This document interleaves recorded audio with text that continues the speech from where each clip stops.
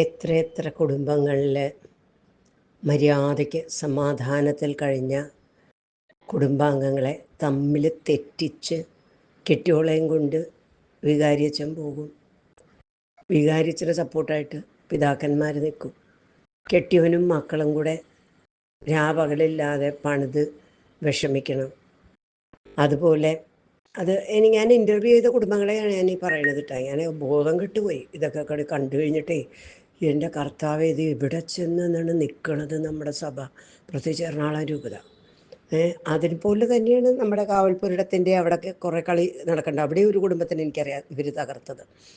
അതുകൊണ്ട് ഞാനെന്തെങ്കിലും പറയുമ്പോൾ ഞാനിത് കാര്യം അറിയാണ്ട് പിച്ചുമ്പയും പറയല്ല, നൊന്ത് വേദനിച്ച് അനുഭവിച്ചാണ് പറയണത്. പിന്നെ അടുത്തത് വേറെ ഉണ്ടാക്കിയത് ഒരു കുടുംബത്തിൻ്റെ, ആ കുടുംബത്തിൻ്റെയാണ് ഞങ്ങൾ ഒരു സിനഡിൻ്റെ സമയത്ത് എൻ്റെ ഭാര്യയെ വിട്ടുതരിക എന്നും പറഞ്ഞ് ആ ഭർത്താവിനെ കൊണ്ടുവന്ന് ഞങ്ങൾ വലിയ ബോർഡ് സ്ഥാപിച്ച് സിനഡിൻ്റെ മുൻപിൽ സമരം ചെയ്യിപ്പിച്ച്. അങ്ങനെയാണ് ഇടയന്ത്രത്ത് പിന്നെ പുറത്തിറങ്ങാതെയായത്. അങ്ങനെയൊക്കെ എന്തോരം പണി ചെയ്തിട്ടാണ് ഈ ഇടയന്ത്രത്തിനെ പുറത്താക്കിയത്. ഇപ്പം ഇടയന്ത്രത്ത് ഫുൾ സ്വിങ്ങിൽ തിരിച്ചു വരുന്നതിൻ്റെ തുടക്കം മാത്രമാണ്. ഇപ്പം പാമ്പ്ലാനീനെ നിർത്തി ഇപ്പം പാലപിതാവിന് കല്ലറങ്ങാട്ടിന് 200 കൊടുത്ത് അവിടുത്തെ മെഡിസിറ്റീനെ രക്ഷിച്ച് അതിൻ്റെ ഷെയർ ഇപ്പോൾ കൊണ്ടുപോയിട്ടുണ്ടാവും. അങ്ങനെ എല്ലാ ആശുപത്രികളിലും പുള്ളി LF കുറേ പൈസ കൊടുത്തിട്ടുണ്ട്. അങ്ങനെ എല്ലാ ആശുപത്രിയിലും കൊടുത്ത് ലസിവിൻ്റെ പുള്ളിയുടേതാണല്ലോ. പിന്നെ സേവ ഫാമിലി പുള്ളിയുടെ കുടുംബ സ്വത്താണല്ലോ. അപ്പോൾ അങ്ങനെ ഓരോന്നും കീഴടക്കി അവസാനം പിതാക്കന്മാരുടെ പോക്കറ്റിലേക്ക് 100, 200 ചെല്ലണത്, 1, 2 ഒന്നുമല്ല. അപ്പം അങ്ങനെ ചെന്ന് കഴിയുമ്പം എല്ലാ പിതാക്കന്മാരും വായടയ്ക്കും. അതുകൊണ്ടാണ് പാമ്പ്ലാനി ഇപ്പം തിരിച്ചു വരണത്. മനസ്സിലായോ? പാമ്പ്ലാനിനെയാണ് ചട്ടകമായിട്ട് ഇടയന്ത്രത്ത് ഉപയോഗിക്കുന്നത്. ഭരണീനെ ഇറക്കാമെന്നൊന്ന് നോക്കി, അപ്പോഴേക്കും നമ്മളെല്ലാവരും കൂടെ സടകൊടുത്ത് എഴുന്നേറ്റുകൊണ്ട് ഭരണീനെ പുത്തൻവീട്ടിലേയും വന്ന വഴി പറഞ്ഞയച്ച്. ഇനിയിപ്പോൾ കാവൽപുരടത്തിന് ജനുവരി സിനഡാകുമ്പോഴേക്കും എന്തെങ്കിലും കുബുദ്ധി ഉപദേശിച്ച് അയാളെ ഇനിയും ഒരു അരപ്പട്ടയ്ക്കുള്ള ശ്രമം നടക്കും. അപ്പോൾ അവിടെയും നമ്മൾ എതിർത്ത് നിന്നോളണം. കാരണം ഇടയന്ത്രത്തിനെയും വെട്ടണ കുബുദ്ധിയാണ് കാവൽപുരടത്തിൻ്റെ. അതുകൊണ്ടാണ് കാവൽപുരടത്തിനെ തന്നെ നിർത്തി കർദിനാളിനെ പറഞ്ഞയച്ചു. ഇവർക്ക് ആകെ ഒരു ഭയം ഉണ്ടായിരുന്നത് കർദിനാൾ ആലഞ്ചേരി ഓഡിറ്റിങ്ങിന് വിടും എന്ന് പറഞ്ഞതുകൊണ്ട് മാത്രമാണ് അദ്ദേഹത്തിനെ ഇല്ലായ്മ ചെയ്തത്. മനസ്സിലായി? അതിന് കൂട്ടുപിടിക്കാൻ നമ്മുടെ ഇടയിൽ തന്നെ നിന്ന ചില എൽമാരും ഉണ്ടായിരുന്നു. അവരെ അതുകൊണ്ട് മനസ്സിലാക്കണം, അവരെവിടെ നിൽക്കണമെന്ന് മനസ്സിലാക്കണം. അവരിൽ കൂടെ തന്നെയാണ് കളിച്ചത് നമ്മളുടെ ഇടയിലേക്ക്. അങ്ങനെ എന്നിട്ട് പാമ്പ്ലാനിനെ കൊണ്ട് റെക്കമെൻഡ് ചെയ്യിപ്പിച്ചു. പാമ്പ്ലാനിനെ കൊണ്ട് കർദിനാൾ ആലഞ്ചേരിനെ ഇറക്കാമെന്ന് റെക്കമെൻഡ് ചെയ്യിപ്പിക്കുമ്പം ഇടയന്ത്രത്ത് അല്ലാതെ പിന്നെ അതിൻ്റെ പുറകിൽ ആരാന്നാണ് നിങ്ങളുടെ വിചാരം? ഇതെല്ലാം നഗ്ന സത്യങ്ങളാണ്, അതായത് ഉടുപ്പില്ലാത്ത സത്യങ്ങളാണ്. ഇനി ഇവർ നശിപ്പിച്ച ഒരു കുടുംബത്തിനെയും കൂടെ ഞാൻ പറയാം. വേറൊരു കുടുംബത്തിന് അങ്കമാലിയിൽ അടിപൊളിയായിട്ട് അവർ നല്ലൊരു ട്രസ്റ്റ് ഉണ്ടായിരുന്നു, എനിക്കറിയില്ല, ഒരു ചിട്ടി കമ്പനി എടുത്തായിരുന്നു. അപ്പോൾ അതെന്ന് പറഞ്ഞു കഴിഞ്ഞാൽ 10,000-60,000 പേര് അതിൻ്റെ മെമ്പേഴ്സായി. അവർക്ക് എല്ലാവർക്കും മാസം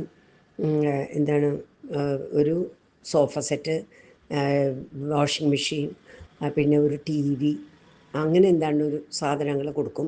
100 രൂപ വെച്ചടച്ചാൽ മതി. അപ്പോൾ എല്ലാ കൂലിപ്പണിക്കാർക്കും എല്ലാവരുടെയും വീട്ടിൽ വാഷിംഗ് മെഷീനായി, TV ആയി. അന്ന് TV ഇറങ്ങിയ കാലഘട്ടമാണ്, സോണിയുടെ TV. അപ്പോൾ ഇങ്ങനെയായപ്പോൾ എല്ലാവർക്കും സന്തോഷമായി.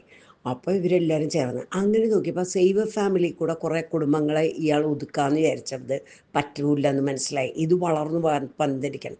പിന്നെ ഇയാൾക്കെതിരെ ഇയാളാണെങ്കിൽ അതിൻ്റെ ആനിവേഴ്സറിക്ക് എല്ലാവരെയും വിളിച്ച്, അച്ഛന്മാരെയും പിതാക്കന്മാരെയും പിന്നെ പാർട്ടിക്കാരെയൊക്കെ വിളിച്ച് ഇങ്ങോട്ട് കൊടുത്തു. ഇതും കൂടെ കണ്ടു കഴിഞ്ഞപ്പോഴേക്കും ഇടയന്ത്രത്തിന് കുരു പൊട്ടി.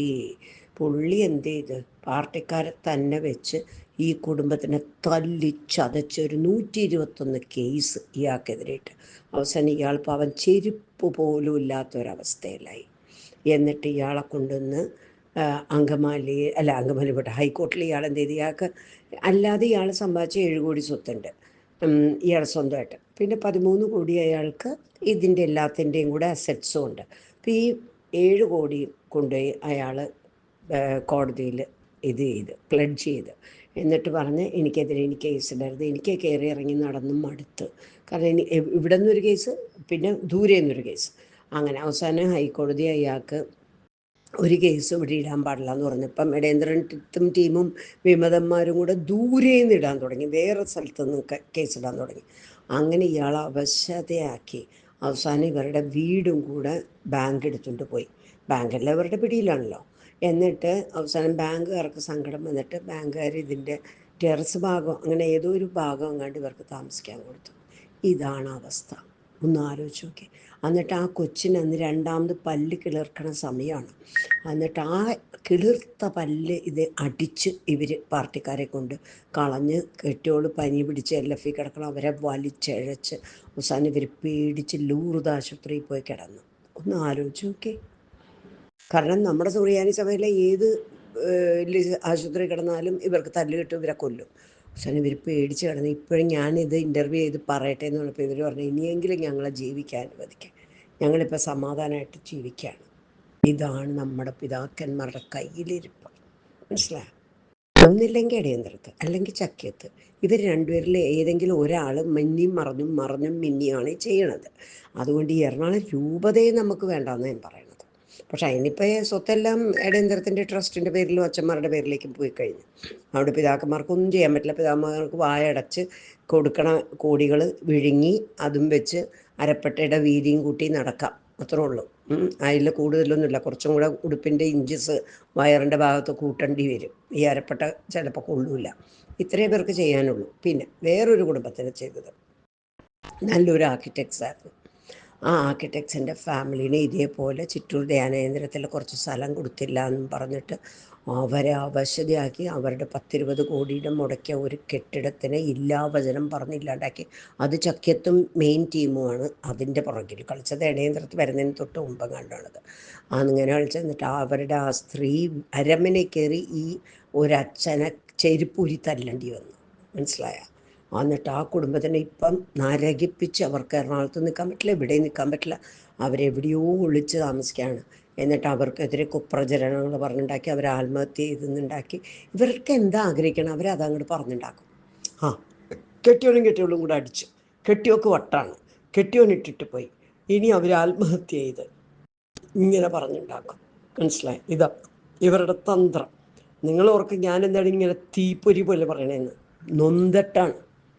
എനിക്ക് കർത്താവിൻ്റെ നൊമ്പരമാണ്. കർത്താവ് പാടുപെട്ട് കുരിശിൽ തൂങ്ങി മരിച്ച് ഉണ്ടാക്കിയ സഭേനെ ഇവർക്ക് തിന്നാനും ഇവരുടെ ആൾക്കാർക്കും ഇവരുടെ വീട്ടുകാർക്കും നന്നാകാൻ വേണ്ടി മാത്രമായിട്ട് മര്യാദയ്ക്ക് ജീവിക്കുന്ന കുടുംബങ്ങളെ തല്ലി തകർക്കണം. പിന്നെ വേറൊരു കുടുംബത്തിൽ അവരുടെ ഭാര്യ കുറച്ച് സ്മാർട്ടാണ്. അപ്പം കാര്യങ്ങളെല്ലാം പുള്ളിയുടെ കയ്യിലാണെന്നുള്ളത് അവസാനമാണ് അറിയുന്നത് ഇവർ. അപ്പം ഇവരെന്ത് ചെയ്തതെന്ന് വെച്ച് കഴിഞ്ഞാൽ ഭാര്യയ്ക്ക് വട്ടാക്കാൻ വേണ്ടിയിട്ട് ഇവർ ഒരു ദിവസം ആൻ്റണി പെരുമായനച്ഛനെ വിളിക്കുകയാണ്. ആൻ്റണി പെരുമായനച്ഛൻ ഭാര്യനെ വിളിക്കുകയാണ്. അപ്പോൾ അവരോർത്ത് എന്തെങ്കിലും കാര്യത്തിൽ വല്ല ഇതും പറയാനാന്ന് പറഞ്ഞപ്പോൾ പുള്ളി കാർ കൊടുത്തിട്ട് ഡ്രൈവറിനെയും കൂട്ടിയിട്ട് ഓടിച്ചെന്ന് എന്താ അച്ഛാന്ന് വെച്ചാൽ. അപ്പോൾ ആൻ്റണി പെരുമായന അത്ര വലിയ അറിവൊന്നുമില്ല, പേര് മാത്രം അറിയാം. അപ്പം പെരുമാനച്ചൻ പറഞ്ഞു അല്ല അതെ ചേച്ചിക്ക് ഒരു കൗൺസിലിംഗ് വേണമെന്ന് പറഞ്ഞു. ആര് പറഞ്ഞു എന്ന് ചോദിച്ചു. അല്ല അങ്ങനെ വേണം പറഞ്ഞു. അങ്ങനെ അച്ഛൻ പറയുകയാണെങ്കിൽ ശരി കൗൺസിൽ ചെയ്യാം. എവിടെ കൗൺസിൽ ചെയ്യേണ്ടത്? അപ്പോൾ ചോദിച്ചപ്പോൾ എന്താണ് EC ജോൺ എങ്ങാണ്ടും പറഞ്ഞ ഒരു മെഡിക്കൽ ട്രസ്റ്റിലെ സൈക്യാട്രിസ്റ്റ്. അപ്പോൾ പുള്ളിക്കാരത്തേക്ക് കാര്യം പിടികിട്ടി. അപ്പോൾ പുള്ളിക്കാരത്തി പറഞ്ഞു അച്ഛൻ ഇപ്പം വട്ടില്ലെന്ന് പറഞ്ഞു കഴിഞ്ഞാൽ വട്ടുണ്ടെന്ന് പറയും. പിന്നെ അച്ഛൻ്റെ മുറിയിൽ ആരൊക്കെ ഉണ്ട് കശ്മലന്മാർ പിടിച്ച് കെട്ടി കൊണ്ടുപോകുമോ അതും അറിയില്ല. അപ്പം അതുകൊണ്ട് ഈ സ്ത്രീ പാവം പേടിച്ചിട്ട് പറഞ്ഞു ഒരു കാര്യം ചെയ്യുക അച്ഛാ, ഞാനൊന്ന് ഇപ്പോൾ ഒന്ന് വസ്ത്രമൊക്കെ മാറി നല്ല വസ്ത്രത്തിൽ വരാം, ഒരു കൗൺസിലിങ്ങിന് ഒരു ആശുപത്രി പോലെ. അച്ഛൻ വിളിച്ചപ്പോൾ എന്തെങ്കിലും അത്യാവശ്യം എന്ന് പറഞ്ഞാൽ വീട്ടിൽ നിന്ന് അടുക്കളയിൽ പണിയെടുക്കണതിൻ്റെ ഇടയിൽ ഓടി വന്നതാണ്. കാറും വിളിച്ച് ഡ്രൈവറിനോട് വണ്ടി എടുക്കുന്നു പറഞ്ഞിട്ട് വന്നതാണ്. ഇനി ഞാനൊന്ന് പോയിട്ട് ഞാൻ ഡ്രസ്സൊക്കെ ചെയ്ത് മര്യാദയ്ക്ക് നല്ല വസ്ത്രത്തിൽ വരാമെന്ന് പറഞ്ഞു. അപ്പോൾ അച്ഛൻ പറഞ്ഞു ശരി എന്നാൽ കുഴപ്പമില്ലെന്ന് പറഞ്ഞു. അച്ഛൻ കുറച്ച് പൊട്ടനാന്നപ്പം കാര്യം മനസ്സിലായി. അപ്പോൾ വിചാരിച്ചത്രയും പേടിക്കണ്ടെന്ന് ഓർത്തു. പിന്നെ ആ പുള്ളിക്കാരത്തി അവിടെ നിന്ന് ഓടി കാറിൽ കയറിയിട്ട് ഡ്രൈവർ ഏട്ടനോട് പറഞ്ഞു ചേട്ടോ വണ്ടി വിട്ടോ, ഇപ്പോൾ തിരിഞ്ഞു പോകണ്ടെന്ന് പറഞ്ഞു. അപ്പോൾ ചേട്ടൻ ചോദിച്ചു എന്താ മോളെ? ഇല്ലെന്ന് വിട്ടോ, വണ്ടി വിട്ടോന്ന്. അത് കഴിഞ്ഞിട്ട് വീട്ടിൽ ചെന്ന് കഴിഞ്ഞിട്ട് ഫോൺ എടുത്തിട്ട് അങ്ങോട്ട് അച്ഛനെ വിളിച്ചിട്ട് ചോദിച്ചു. അച്ഛൻ മര്യാദയ്ക്ക് പറഞ്ഞു എന്നെ വട്ടത്തിയാക്കണമെന്ന് അച്ഛനോട് ആരാ പറഞ്ഞേ എന്ന് ചോദിച്ചു. അല്ലെങ്കിൽ ഞാനിപ്പോൾ പോലീസിൽ കംപ്ലയിൻറ്റ് ചെയ്യും. കാരണം ഒരു കുഴപ്പമില്ലാതെ മര്യാദയ്ക്ക് ജീവിക്കണേ ഞങ്ങൾ മര്യാദയ്ക്ക് ജോലി എടുത്ത് കൊച്ചും കുടുംബവുമായിട്ട് ഒരു പ്രശ്നമില്ലാത്ത ഞങ്ങൾക്ക് എന്ത് വട്ടെന്നാണ് പറയണത്? ആരുടെ അടുത്ത് കൗൺസിലിംഗ് എന്ന് പറയണേ എന്ന് ചോദിച്ചു. അപ്പം അച്ഛൻ പറയാണ്, എൻ്റെ പൊന്ന് സഹോദരി എന്നോട് ക്ഷമിക്കണം, എനിക്ക് സഹോദരനെ അറിയ പോലുമില്ല, ചക്കിയത്ത പിതാവ് പറഞ്ഞിട്ടാണ്. അപ്പോൾ ചോദിച്ചു, അതെന്തിനാ ചക്കിയത്ത പിതാവ് ഇവർക്ക് വട്ടാന്ന് പറയേണ്ട കാര്യം എന്തുണ്ട് എന്ന് ഇവർ ചോദിച്ചപ്പോൾ പറയാണ്, അവർ ചെയ്യണ ജോലിയും ബിസിനസ്സും പിന്നെ ബാക്കി കാര്യങ്ങളും എല്ലാം ചക്കത്തെ പിതാവിന് നോട്ടമുണ്ട്. അതുകൊണ്ട് അത് കിട്ടാൻ വേണ്ടിയിട്ട് നിങ്ങൾക്ക് വട്ടാന്ന് പറഞ്ഞാൽ കുഴപ്പമില്ലല്ലോ. ഇതിനു വേണ്ടിയാണ്, ഞാനല്ല ഇതിൽ തെറ്റുകാരൻ, ചക്കാത്ത പിതാവാന്ന്. ഒന്ന് ആലോചിച്ച് നോക്കി. നമ്മുടെ പിതാക്കന്മാർ മര്യാദയ്ക്ക്, എന്നിട്ട് ഈ സ്ത്രീയോട് ലിറ്റോ പാലത്തെങ്കിൽ വക്കീൽ ഈ സ്ത്രീയെ വേറൊരു പ്രാവശ്യം വിളിച്ച്, മണവാളനച്ഛനും പ്രൊക്കുറേറ്ററും ഉണ്ടായിരുന്നു, ആ സമയത്ത് വിളിച്ചിട്ട് പറഞ്ഞു, അതെ നിങ്ങളുടെ കെട്ടിയവരെ നിങ്ങളുടെ കൂടെ താമസിക്കാൻ ഇഷ്ടമല്ല, അതുകൊണ്ട് ഡൈവോഴ്സ് ചെയ്യുന്നു. അപ്പോൾ ഈ സ്ത്രീ ചോദിച്ചു, ഇതെന്തൊരു കഷ്ടം, ഞങ്ങൾക്ക് ഒരു കുഴപ്പമില്ല, വീട്ടിൽ ഞാനും കെട്ടിയവനും കൂടെ സുഖമായിട്ട് സമാധാനമായിട്ട് അങ്ങോട്ടും ഇങ്ങോട്ടും കാര്യങ്ങൾ പറഞ്ഞ് ജീവിക്കണം, ഞങ്ങൾക്ക് ഒരു പ്രശ്നവുമില്ല ജീവിതത്തിൽ, കൊച്ചുങ്ങളാണെങ്കിൽ ഭയങ്കര നല്ലതായിട്ട് പഠിക്കും, നല്ല സ്വഭാവം, ഇതുവരെ ഒരു പരാതിയില്ല, ഞങ്ങൾ തമ്മിൽ ഡൈവോഴ്സ് ചെയ്യേണ്ട കാര്യം എന്തുണ്ട് എന്ന് ചോദിച്ചിട്ട് അങ്ങോട്ട് തട്ടി കയറിയിട്ട് പലത്തുകളുടെ അടുത്ത്. അപ്പോൾ തട്ടി കയറിയപ്പോൾ മണവാളച്ചനും ഓടി വന്നിട്ട് പറയണം, അയ്യോ ക്ഷമിക്കണം ചേച്ചി, ഞങ്ങൾക്കൊരു കയ്യബദ്ധം പറ്റിപ്പോയതാണ്. എങ്ങനെയുണ്ട്? കുടുംബങ്ങളെ പിളർപ്പിക്കണ കയ്യബദ്ധം.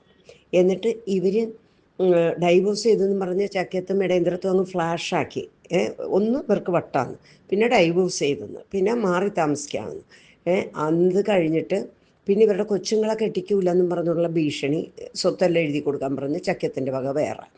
എന്താണിത്? കുറേ സ്വത്ത് എഴുതിയെടുത്ത്, ആ പ്രസ്റ്റേജിൽ ഒരു ഫ്ലാറ്റൊക്കെ ഉണ്ടായിരുന്നതൊക്കെ എഴുതിയെടുത്ത് കഴിഞ്ഞ്, വെറും 3 കോടിയുടെ സാധനം 35 ലക്ഷത്തിന് എഴുതിയെടുത്ത്.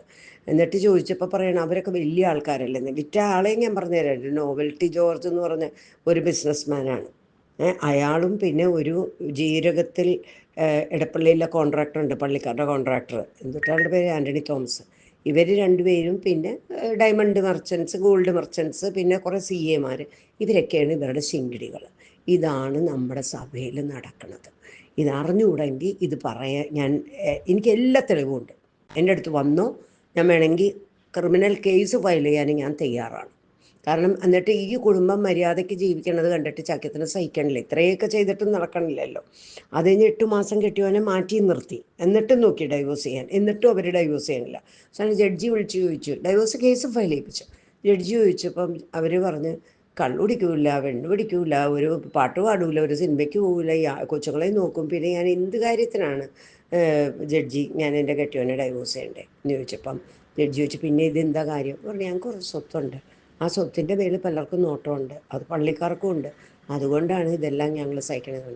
അവസാനം ചക്യത്തിൻ്റെ തന്നെ വക്കീൽ വന്നപ്പം ജഡ്ജി ഫയൽ വലിച്ചെറിഞ്ഞു. ജോസ് ചിറയത്ത്, ആ വക്കീലിൻ്റെ പേര് ഞാൻ കണ്ടുപിടിച്ചിട്ടുണ്ട്. എന്നിട്ട് പറഞ്ഞു, ഷാജി ചിറയത്ത്. എന്നിട്ട് പറഞ്ഞ്, ഇനി ഈ വഴിക്ക് വന്നു പോയിട്ടുണ്ടെങ്കിൽ അറിയാമെന്ന് പറഞ്ഞു. ഇതാണ് ഇവന്മാരുടെ കയ്യിലിരിപ്പ്. ഇവന്മാരെയൊക്കെ പിതാക്കന്മാരെന്ന് നമുക്ക് വിളിക്കാൻ പറ്റുമോ? എന്നിട്ട് ഈ ചക്കത്ത് എല്ലാവരോടും പറഞ്ഞിട്ടുണ്ടാക്കി, അവരൊക്കെ തമ്മിൽ അടിച്ച് പിരിഞ്ഞ് ഡൈവോഴ്സായിടാ എന്ന് പറഞ്ഞു. അപ്പം നമ്മളുടെ കൂട്ടത്തിലുള്ളൊരു പയ്യൻ പറഞ്ഞ്, അതാണ് ഇവരെല്ലാവരും കൂടി ഒരുമിച്ച് ഓണത്തിന് ഊണ് കഴിക്കണ ഫോട്ടോ ഫേസ്ബുക്കിൽ വന്നിട്ടുണ്ടല്ലോ എന്ന്. അയ്യോ അങ്ങനെയാണ്, ഞാൻ വിചാരിച്ച അവർ ഡൈവോഴ്സ് ചെയ്തെന്ന്. അപ്പോൾ ഈ കുടുംബങ്ങളെ ഡൈവോഴ്സ് ചെയ്യിപ്പിക്കണത് ആരാ? പിതാക്കന്മാർ. ഇവരെ നമ്മൾ എന്ത് വിളിക്കണം? നിങ്ങൾ പറ, എന്ത് വിളിക്കണം? ഇവരുടെ തിന്മ എത്താവുന്നതിൻ്റെ അപ്പുറം എത്തിയിട്ടുണ്ട്. ഇത് ഇന്നും ഇന്നലെയൊന്നുമല്ല, ഒരു 25 കൊല്ലമായിട്ട് ഞാൻ ഇവരെ ഫോളോ അപ്പ് ചെയ്യണം. ഇവർ നശിപ്പിച്ചേക്കണം അനേകം. പിന്നെ ഈസി ഡൈവോഴ്സ് എന്നും പറഞ്ഞിട്ട് ഇടയന്ത്രത്തിൻ്റെ വക 10-12 കുടുംബത്തിന് മര്യാദയ്ക്ക് ജീവിച്ചു പോയേനെ അവരെ ഡൈവോഴ്സ് ചെയ്യിപ്പിച്ച്. ഞങ്ങൾ കൃപാലയത്തിൽ എത്ര 5-6 കേസ് അന്ന് ജോസ് ചെറമേലച്ഛനുള്ളപ്പം ഡൈവോഴ്സ് എന്ന് പറഞ്ഞ് വരും. ഏക്കത്തിൽ 5-8 മക്കളുമായിട്ട് നമ്മൾ പിരിച്ചു വിടും. ഇത് തന്നെ ഒറ്റയെണ്ണം ഡൈവോഴ്സ് ചെയ്തിട്ടില്ല. ഇടേന്ദ്രത്തിൻ്റെ അടുത്ത് പോയി കഴിഞ്ഞിട്ടുണ്ടെങ്കിൽ കെട്ടിയോളെ കൊണ്ട് ഏതെങ്കിലും വികാരിയച്ഛനും കൊടുത്തിട്ട് അവരെ എപ്പോൾ ഡൈവോഴ്സ് ചെയ്യിപ്പിക്കണമെന്നുള്ളത് നമ്മൾ നോക്കി നിന്നാൽ മതി. ഒരു മിനിറ്റിൽ സാധനം ഡൈവോഴ്സ് ചെയ്യിപ്പിച്ചു കൊടുക്കും. ഇതുപോലെ കുടുംബങ്ങളെ തകർക്കണ ഈ പിതാക്കന്മാരെ ഇല്ലേ, ചാട്ടക്കിട്ടല്ല അടിക്കേണ്ടത്. ഇവരെ എടുത്ത് എന്താ പറയുക, കൊണ്ട് ജയിലിലിട്ട് ഇവരെ കരീബിയൻ ഐലൻഡിലും കൊണ്ടുപോയിട്ടിട്ട് ജീവിതത്തിൽ ഇവർ പുറം ലോകം കാണരുത്. ഇനി അടുത്തത് ജനുവരി സിനഡിൽ നോക്കിക്കോ. കാവൽപ്പുരയിടത്തിൻ്റെ അരപ്പട്ടയും കെട്ടി, കാവൽപ്പുരയിടത്തിൻ്റെ കളികൾ വേറെ, അതവിടെ കണ്ണൂർ ആ ഭാഗത്ത് കാവൽപ്പുരയുടെയും പാമ്പളാനിയുടെയും കളി ഇതുപോലെ തന്നെ കുറേ ഉണ്ട്. 3-4 കുടുംബത്തിനെ തകർത്തുണ്ട്. അത് ഞാൻ പറഞ്ഞുതരാം. ഇവരൊക്കെ എൻ്റെ അടുത്ത് വന്ന് കരയുമ്പോൾ നമ്മുടെ ചങ്ക് പൊട്ടുകയാണ്, മനസ്സിലായോ? എന്തോരം സമാധാനത്തിൽ ജീവിക്കണ കുടുംബങ്ങളാണ്. കെട്ടിയോന്മാരുടെയൊക്കെ സ്ഥിതി സഹിക്കൂല നമ്മൾ. മക്കളുടെ സ്ഥിതി, അവരുടെയൊക്കെ മക്കളുടെ ഭാവിയല്ലേ ഈ കളഞ്ഞത്. ഇവർക്ക് അതുകൊണ്ടാണ് ഈറ്റകളൊന്നും ഒറ്റണം ചാവൂല. ക്യാൻസർ വന്നാൽ പോലും ചാവൂല. കാരണം ആശുപത്രികളല്ലേ കിടക്കണേ, പൈസയല്ലേ കിടക്കണേ. മനസ്സിലായി? നമുക്കൊക്കെ ഒരു സൂക്കേട് വന്നു കഴിഞ്ഞാൽ നമ്മൾ എപ്പോൾ പടിയെന്ന് ചോദിച്ചാൽ മതി. ഇതാണ് ഇവരുടെ സത്യാവസ്ഥ. ഇനി പറഞ്ഞില്ലെന്ന് വേണ്ട, ഞാൻ കൂടുതൽ പറയണില്ല. എനിക്ക് പറയാൻ ശക്തിയില്ല. ഞാൻ മടുത്ത്. ഇവർ ചെയ്ത തിന്മകൾ ആലോചിക്കുമ്പോൾ അതിൻ്റെ ഭയാനകത, ഭീകരത, കുടുംബങ്ങളെ തകർക്കുന്ന പിതാക്കന്മാർ നല്ല ഇവരെ പറയേണ്ട ഭാഷ വേറെ പറയണ്ടേ, ഭാഷ വേറെ പറയണ്ടേ, ഭാഷ വേറെ